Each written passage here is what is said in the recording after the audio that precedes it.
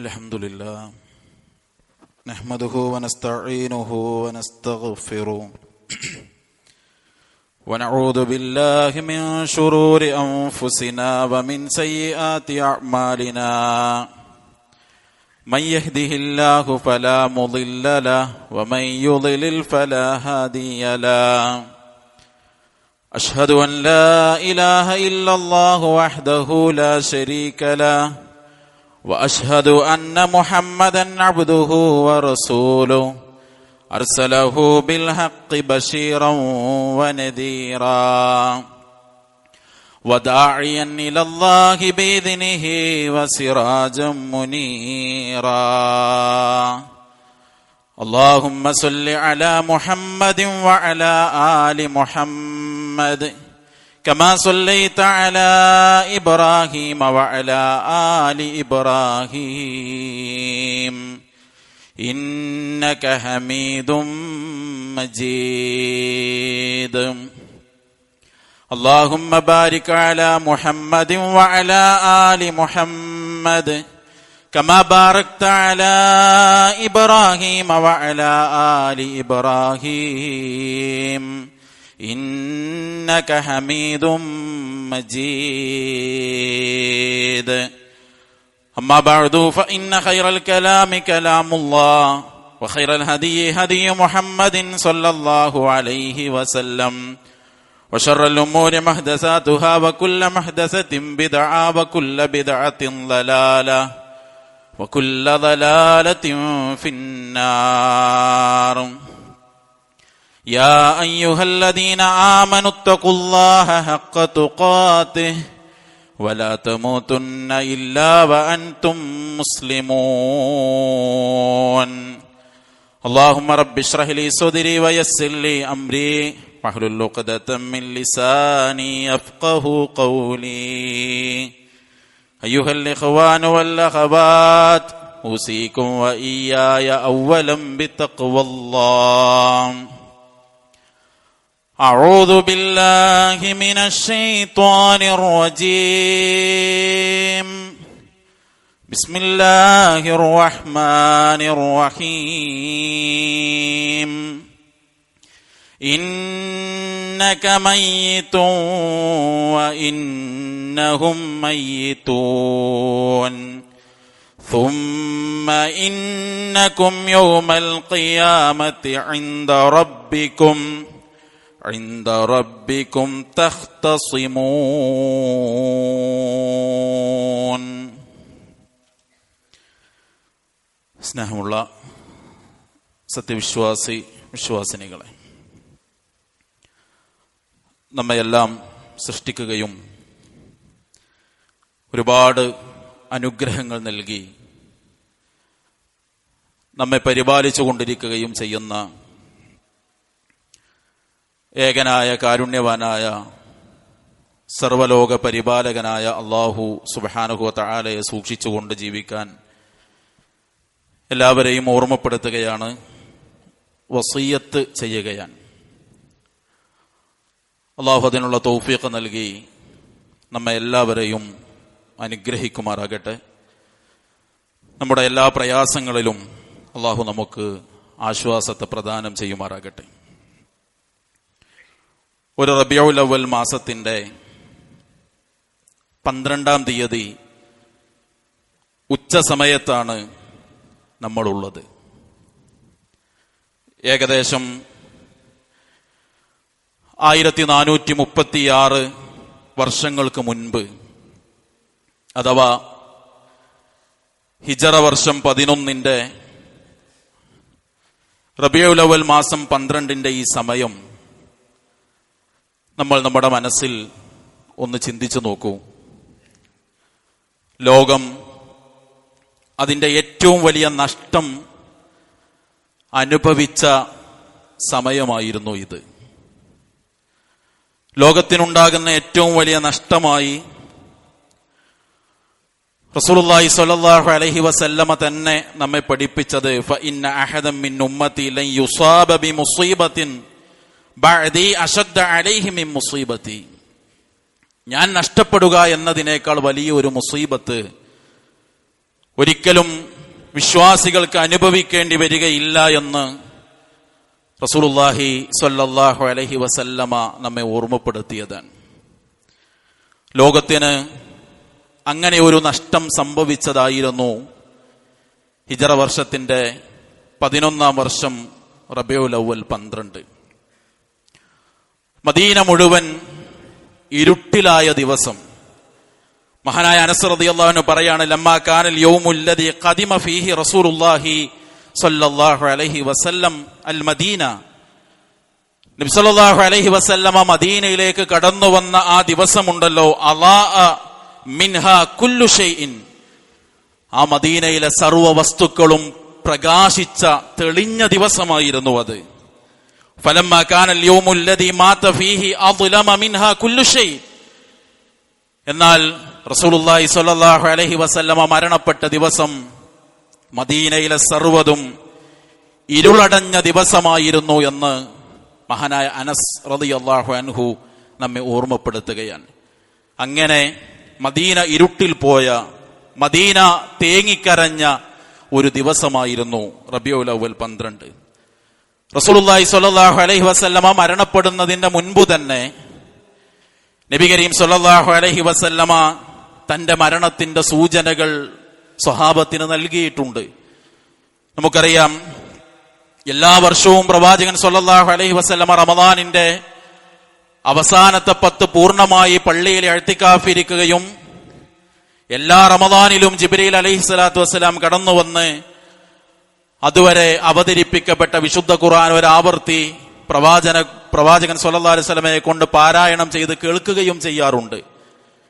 എന്നാൽ നബി സല്ലല്ലാഹു അലൈഹി വസല്ലമ തന്റെ അവസാനത്തെ റമദാനിൽ 20 ദിവസം അള്ളാഹുവിന്റെ പള്ളിയിൽ ഇഅ്തികാഫിരിക്കുകയും 2 തവണ ജിബ്രീൽ അലൈഹിസ്സലാത്തു വസ്സലാം തന്റെ ഖുർആൻ പാരായണം കേൾക്കാൻ ശ്രമിക്കുകയും ചെയ്തു.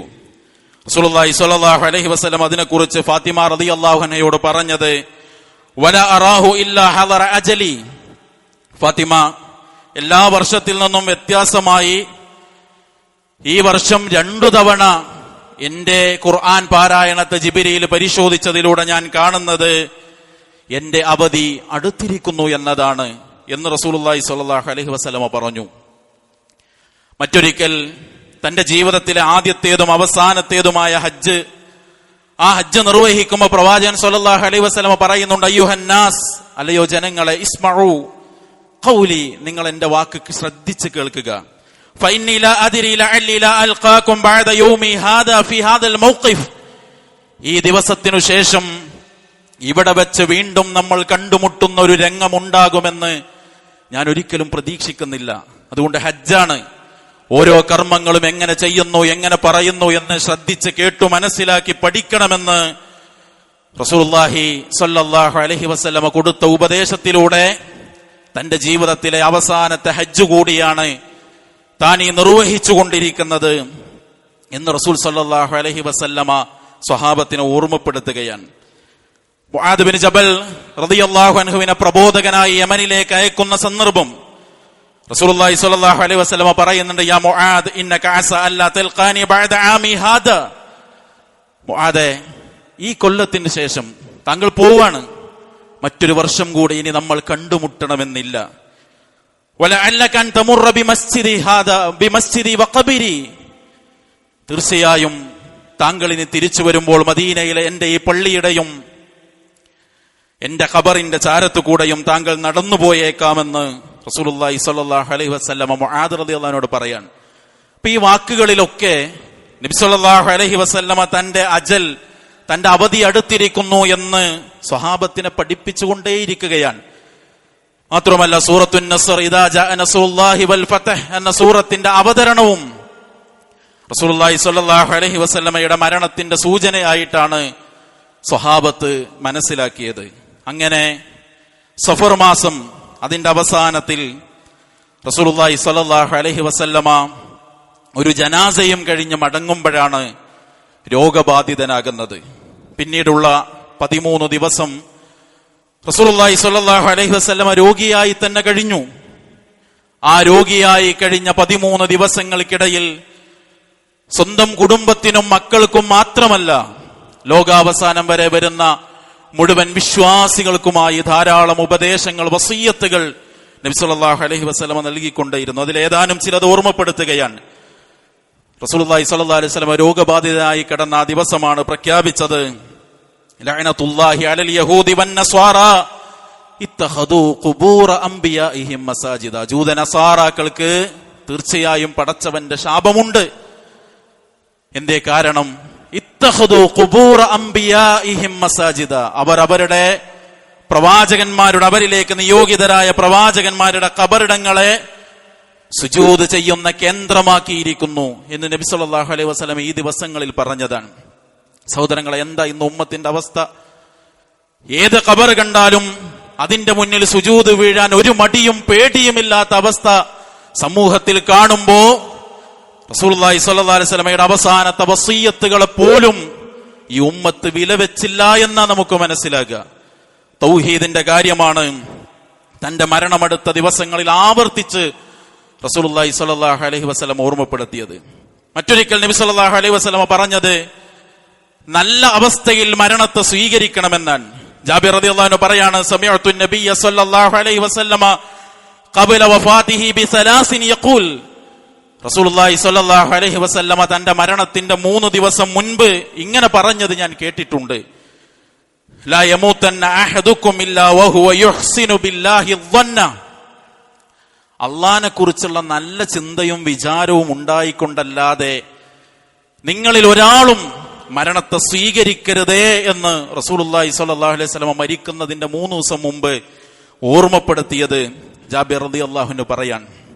മറ്റൊന്ന്, നബി സല്ലല്ലാഹു അലൈഹി വസല്ലം തന്റെ പ്രവൃത്തിയിലൂടെ നമുക്ക് പഠിപ്പിച്ചു തന്നത് ഒരു കണക്കും ബാക്കി വെക്കരുത് എന്നാണ്. നബി സല്ലല്ലാഹു അലൈഹി വസല്ലം പറഞ്ഞു, ഫമൻ കുന്തു ജലത്തു ലഹു ലഹ്റൻ ഫഹാദാ ലഹ്രി ഫൽയസ്തഖിദ് മിൻഹു. നിങ്ങളെ ആരെങ്കിലും ഞാൻ ശരീരത്തിൽ വേദനിപ്പിച്ചിട്ടുണ്ടെങ്കിൽ ഇതാ എന്റെ മുതുക്, നിങ്ങളത് തിരിച്ച് ചെയ്തേക്കുക. വമൻ കുന്തു അഖദ്തു ലഹു മാല ഫഹാദാ മാലി ഫൽയഖുദ്. നിങ്ങൾക്ക് ആർക്കെങ്കിലും സാമ്പത്തികമായി എന്തെങ്കിലും ഒന്ന് ഞാൻ തരാൻ ബാക്കി വെച്ചിട്ടുണ്ടെങ്കിൽ സ്വഹാബ, എന്റെ സമ്പത്തിൽ നിന്ന് നിങ്ങളത് എടുത്തേക്കുക. വമൻ കുന്തു, ആരെങ്കിലും ശതംതു ലഹു അർളൻ, ആരെങ്കിലും അഭിമാനത്തിന് ഞാൻ ക്ഷതം വരുത്തിയിട്ടുണ്ടെങ്കിൽ ഫല്യസ്തഖിദ് മിൻഹു, നിങ്ങൾ തിരിച്ചു തന്നേക്കുക. ഒന്നും പരലോകത്തേക്ക് ബാക്കി വെക്കരുത് എന്ന് കാരുണ്യത്തിന്റെ പ്രവാചകൻ, സ്നേഹനിധിയായ പ്രവാചകൻ, മാന്യമായി പെരുമാറിയ പ്രവാചകൻ സ്വഹാബത്തിനെ ഓർമ്മപ്പെടുത്താൻ. സഹോദരങ്ങൾ, എന്തായിരിക്കും നമ്മുടെ അവസ്ഥ? ആരോടൊക്കെ എന്തിൻ്റെയൊക്കെ കണക്ക് നമുക്ക് തീർക്കാനുണ്ടാകും? നാം ചിന്തിക്കേണ്ട കാര്യം. 4-മത്തത്, റസൂലുള്ളാഹി സ്വല്ലല്ലാഹു അലൈഹി വസല്ലം പറഞ്ഞു, അലി റളിയല്ലാഹു അൻഹു പറയാണ്, കാന ആഖിറു കലാമി റസൂലില്ലാഹി സ്വല്ലല്ലാഹു അലൈഹി വസല്ലം. നബി സല്ലല്ലാഹു അലൈഹി വസല്ലം അവസാനം പറഞ്ഞ വാക്ക് അസ്വലാ അസ്വലാ. ഉമ്മത്തെ, നിങ്ങൾ നിസ്കാരത്തിന്റെ കാര്യം ശ്രദ്ധിക്കണം കേട്ടോ എന്ന് പറഞ്ഞു എന്നാണ്. ഇന്ന് ജാഥയിൽ പോയവന് സുബഹ് കിട്ടിയണോ? ഇന്നലെ അലങ്കാര പണികൾക്ക് നിന്നവന് ഇശാഇന്റെ ജമാഅത്ത് കിട്ടിയിട്ടുണ്ടോ? പോട്ടെ, ആ ചെയ്തതൊക്കെ ബിദ്അത്താണെന്ന് വിശ്വസിക്കുന്ന നമുക്ക് ഇന്നത്തെ സുബഹ് കിട്ടിയിട്ടുണ്ടോ? ഇന്നലത്തെ ഇശാഇന്റെ ജമാഅത്ത് കിട്ടിയിട്ടുണ്ടോ? ചിന്തിക്കണം സഹോദരങ്ങളെ. അവസാനം റസൂലുള്ളാഹി സ്വല്ലല്ലാഹു അലൈഹി വസല്ലമയുടെ വിടവാങ്ങുന്ന സമയത്ത് ഉമ്മത്തിനോട് അവസാനം പറഞ്ഞ വാക്ക് അസ്വലാ അസ്വലാ, നിങ്ങൾ നിസ്കാരത്തിന്റെ കാര്യം ശ്രദ്ധിക്കണമെന്ന് പറഞ്ഞു എന്ന് അലി റളിയല്ലാഹു അൻഹു പറയാൻ.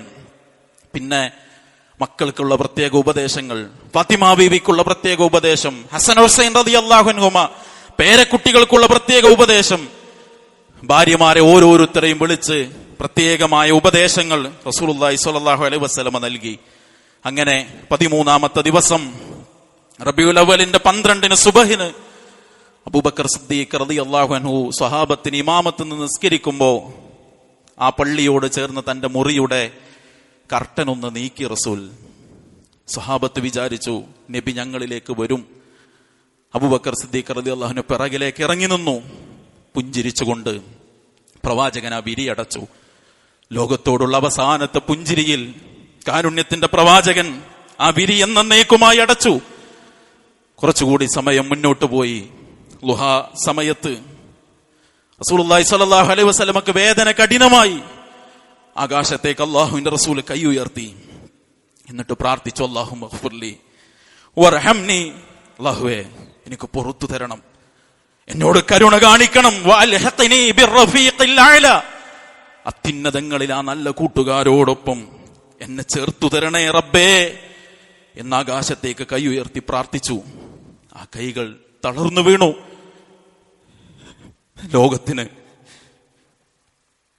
ലോകത്തിന്റെ ആ നഷ്ടം, എന്നേക്കുമായുള്ള നഷ്ടം സംഭവിച്ചു. ഉമർ റളിയല്ലാഹു അൻഹു ഒരു ഭ്രാന്ത് പിടിച്ച ഒരു മനുഷ്യനെ പോലെ പെരുമാറി വാളൂരി പിടിച്ചിട്ട് പറഞ്ഞു, എന്റെ റസൂല് മരിച്ചു എന്ന് പറഞ്ഞവനെ ഞാൻ വകവരുത്തും. സ്വഹാബത്തിന് ഉൾക്കൊള്ളാനായില്ല ആ നഷ്ടത്തെ. സ്വഹാബത്ത് അവരുടെ സങ്കടം രേഖപ്പെടുത്തി. സഹോദരങ്ങളെ, ആ സമയമാണ് ഇപ്പൊ കഴിഞ്ഞു പോയത്. നമ്മൾ ജാഥയിലായിരുന്നു. ആ ജാഥയിൽ പ്രഖ്യാപിച്ചത് ഇർതകബതു അലൽ ഖതാ, റസൂലേ ഞങ്ങളോട് ഞാൻ എന്റെ പാപങ്ങൾ ഏറ്റുപറയുന്നു. റബീഉൽ അവ്വലിന്റെ 12 റസൂല് വിട വാങ്ങുമ്പോ റസൂല് പറയാണ്, അല്ലാഹുമ്മ ഗ്ഫിർലി, പടച്ചോനെ എനിക്ക് പുറത്തു തരണം, വർഹംനി എന്നോട് കരുണ കാണിക്കണം. മരണത്തിന്റെ അവസാന സെക്കൻഡിലും പടച്ചോനെ നീ എനിക്ക് പുറത്തു തരണേ എന്ന് പറഞ്ഞ് പൊറുക്കൽ തേടലിന്റെ അവസാന സെക്കൻഡിലും മാതൃക കാണിച്ച ആ റസൂലിനെ വിളിച്ച് ഇന്ന് തെരുവുകളിൽ ആയിരക്കണക്കിന് മനുഷ്യർ വിളിച്ചു പ്രാർത്ഥിച്ചു. ആരോടാണ് സഹോദരങ്ങളെ നമുക്ക് സ്നേഹം? പൊട്ടിക്കരഞ്ഞ ധീരനിൽ ധീരനായ ഉമർ റളിയല്ലാഹു അൻഹു ഉൾക്കൊള്ളാനാകാതെ പൊട്ടിക്കരഞ്ഞ ഈ ദിവസം നമ്മൾ ആർപ്പുവിളികളായിരുന്നു, ആഘോഷായിരുന്നു, തെരുവുകളിൽ വാദ്യഘോഷങ്ങളുടെ അകമ്പടിയിൽ യാത്രയിലായിരുന്നു. നമുക്കാരോടാണ് നമ്മുടെ സ്നേഹം? സഹോദരങ്ങളെ, നമ്മൾ ആത്മാർത്ഥമായി ചിന്തിക്കണം. ഇന്ന് നമ്മുടെ പള്ളി മാത്രമല്ലല്ലോ, പരിസരത്ത് എല്ലാ പള്ളിയിലും ഇപ്പൊ ജുമുഅ നടക്കുക.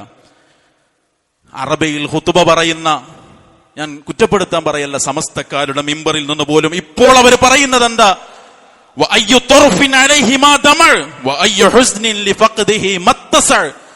മനുഷ്യരെ, ആ മഹാനായ പ്രവാചകന്റെ നഷ്ടത്തിൽ കരയാതിരിക്കാൻ ഏതു കണ്ണിനാകും? ഏതു മനുഷ്യന് ഇന്നേ ദിവസം സങ്കടപ്പെടാതിരിക്കാനാകുമെന്നാണ് ഇപ്പൊ മിമ്പറിൽ നിന്ന് ഖതീബ് ചോദിക്കുന്നത്. എന്നിട്ട് താഴെ ഇറങ്ങിയിട്ട് വൈകുന്നേരത്തെ പരിപാടിയുടെ അനൗൺസാൻ. സഹോദരങ്ങൾ, ആർക്കാണ് പ്രവാചകനോട് സ്നേഹം? ചിന്തിക്കണം നമ്മൾ. റസൂലുള്ളാഹി സ്വല്ലല്ലാഹു അലൈഹി വസല്ലമ മരണപ്പെട്ടുവെങ്കിൽ അത് നമുക്കുള്ളൊരു ഓർമ്മപ്പെടുത്തൽ കൂടിയാണ്. അല്ലാഹു പറഞ്ഞില്ലേ, ഇന്നക മയ്യിത്തുൻ വ ഇന്നഹും മയ്യിത്തൂൻ, റസൂലേ നിങ്ങളും മരിക്കും അവരും മരിക്കും. സുമ്മ ഇന്നകും യൗമൽ ഖിയാമത്തി ഇൻദ റബ്ബികും തഖ്തസിമൂൻ, നാളെ പരലോകത്ത് എല്ലാവരും വരും, അവിടെ തർക്കിക്കുന്നൻ. സത്യത്തിന്റെ ആൾക്കാരും അസത്യത്തിന്റെ ആളുകളും തർക്കിക്കും പരലോകത്ത്. അവസാനം അള്ളാഹു വിധി നടപ്പാക്കും. റസൂല് മരിച്ചെങ്കിൽ ഒരു കവിതയിൽ നമുക്ക് കാണാം, വലൗ കാനത്തിദ് ദുനിയാ തദൂമു ലിഅഹ്ലിഹാ ലകാന റസൂലുള്ളാഹി ഫീഹാ മുഖല്ലദ, ഈ ദുനിയാവ് ഏതെങ്കിലും ഒരു മനുഷ്യന് ശാശ്വതത്വം നൽകുമായിരുന്നെങ്കിൽ, ഏതെങ്കിലും ഒരു മനുഷ്യൻ എന്നും ഈ ദുനിയാവിൽ ജീവിക്കുമായിരുന്നെങ്കിൽ ലകാന റസൂലുള്ളാഹി ഫീഹാ മുഖല്ലദ, പ്രിയപ്പെട്ട റസൂൽ എന്നും ജീവിക്കുമായിരുന്നു ഈ ദുനിയാവിൽ. ദുനിയാവെന്ന് റസൂല് പോയിട്ടുണ്ടെങ്കിൽ ദുനിയാവ് നമ്മളോട് പറയുന്നത് നിങ്ങളും ഞാനൊക്കെ പോകുന്നാണ്. അവിടെ ചെല്ലുമ്പോ സത്യത്തിന്റെ അസത്യത്തിന്റെ കക്ഷികൾ തർക്കിക്കും, സത്യത്തിന്റെ കക്ഷിക്കുള്ള വിജയം കൊടുക്കും. സഹോദരങ്ങൾ, അവിടെ വിജയിക്കാനാകണം. അതുകൊണ്ട് ഒരായുഷ്കാലം മുഴുവൻ ഈ ഉമ്മത്തിന് വേണ്ടി വഴി നടത്തിയ, ഈ ഉമ്മത്തിന് നേർവഴി കാണിച്ച ആ റസൂൽ സല്ലല്ലാഹു അലൈഹി വസല്ലമയെ സ്നേഹിക്കുന്നുണ്ടെങ്കിൽ, അക്കൗണ്ടിൽ നിന്ന് 5000 രൂപ പോകുമ്പോ മനസ്സിനുണ്ടാകുന്ന ഒരു വേദനല്ലേ, അതിനേക്കാളും വലിയ വേദന റസൂൽ ഈ ദുനിയാവിലില്ല എന്ന വേദനയാണെങ്കിൽ ആ റസൂലിനെ നാളെ നമുക്ക് കാണണം. പരലോകത്ത് ആ റസൂലിന്റെ ചാരത്തിരിക്കണം. ആ റസൂൽ സല്ലല്ലാഹു അലൈഹി വസല്ലമയുടെ കൈകളിൽ നിന്ന് ഹൗദിലെ വെള്ളം വാങ്ങി കുടിക്കണം. അല്ലാഹു തൗഫീഖ് നൽകി അനുഗ്രഹിക്കുമാറാകട്ടെ. സാധ്യമാകണമെങ്കിൽ ബിദ്അത്തില്ലാതെ ജീവിക്കണം. ബിദ്അത്തുകാരനെ ആട്ടിയോടിക്കും ഹൗദിന്റെ അരികിൽ നിന്ന് എന്ന് റസൂൽ സല്ലല്ലാഹു അലൈഹി വസല്ലം നമ്മളെ പഠിപ്പിച്ചതാണ്. അതുകൊണ്ട് പ്രവാചക സ്നേഹം സ്വഹാബത്തിന്റെ മാതൃകയിലാക്കാനും, പ്രവാചകനെ ഈ ദുനിയാവിന് നഷ്ടപ്പെട്ട റബീഉൽ അവ്വൽ 12 ഇസ്ലാമിന്റെ ശത്രു ബോധപൂർവം നമ്മളെ കൊണ്ട് ആഘോഷത്തിന്റെ ദിവസമാക്കുമ്പോൾ അതിൽ നിന്ന് വിട്ടുനിൽക്കാനും മദീന ഇരുണ്ടുപോയ ഈ രാവിൽ നമ്മൾ ആഘോഷിക്കാതിരിക്കാനുമുള്ള ശ്രദ്ധയുണ്ടാകണം. അള്ളാഹു തൗഫീഖ് നൽകി അനുഗ്രഹിക്കുമാറാകട്ടെ.